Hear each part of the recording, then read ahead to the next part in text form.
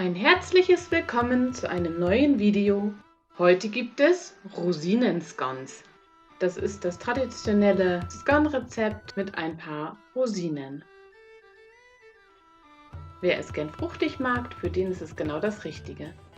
Das sind die Zutaten: Mehl, Butter, die kalt ist und fein gerieben wurde, Backpulver, Salz, Rosinen, Zucker und Milch oder Buttermilch.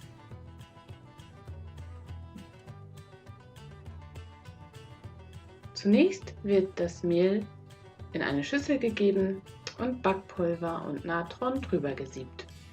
Einmal gerührt und das Mehl immer wieder durch ein Sieb gegeben und fein gesiebt. Der Zucker wird hinzugefügt und untergerührt. Nun kommt die kalte, klein geriebene Butter dazu und wird ganz vorsichtig erstmal unter das Mehl gehoben, dass sich das schon mal verbindet. Nun kommt der Kartoffelstampfer zum Einsatz,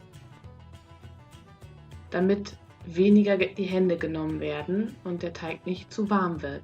Die Rosinen werden hineingegeben und schon mal verrührt und die Buttermilch dazugegeben. Das Ganze wird gerührt. Da kann man auch 2-3 Finger dazu nehmen, das geht dann ein bisschen schneller. Es wird auf eine Arbeitsfläche gegeben und nicht geknetet, sondern eher gefaltet, dass ein zusammenhängender Teig entsteht. Da muss man ein bisschen Geduld für haben. Aus dem Teig werden nun Scones ausgestochen und aufs Backblech gegeben. Das wird mit einem Eigelb bestrichen und da kommt noch Zucker drüber für eine leckere Kruste und kommt bei 220 Grad oder Unterhitze in den Ofen.